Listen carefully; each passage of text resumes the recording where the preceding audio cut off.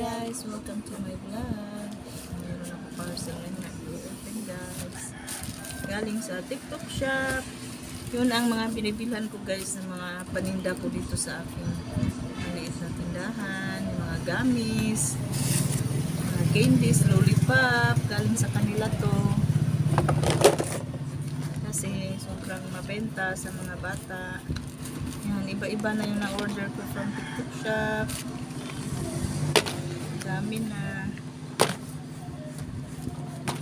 Order na naman ako ulit ng ibang gamis guys. Buksan natin to. I-repack ko to guys. Talagang nabenta sa mga bata ang mga gamis. Marami kang pwede pagpilian sa TikTok shop guys, lalo na sa mga nagla-live.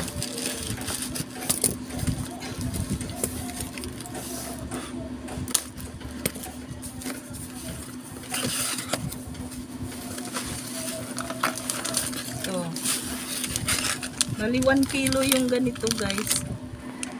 1 kilo to. Iba-iba na yung gamis. Iba yung design. Ang naman nito. Bali, 3 kilo yung na-order ko guys. Ayan. 3 kilo to. Tapos meron silang free. Ito yung free. O, diba guys? Sulit. Mga burger gamis yung free.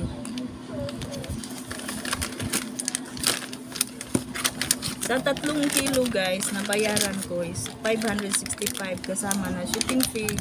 Tapos sa 1 kilo, sabi nung seller na nagla-live selling, sa 1 kilo merong laman na 200 pieces to 230 pieces.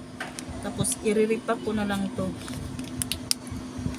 I-repack ko, bilangin ko kung ilan talaga yun sa isang pack. Nabenta kasi to.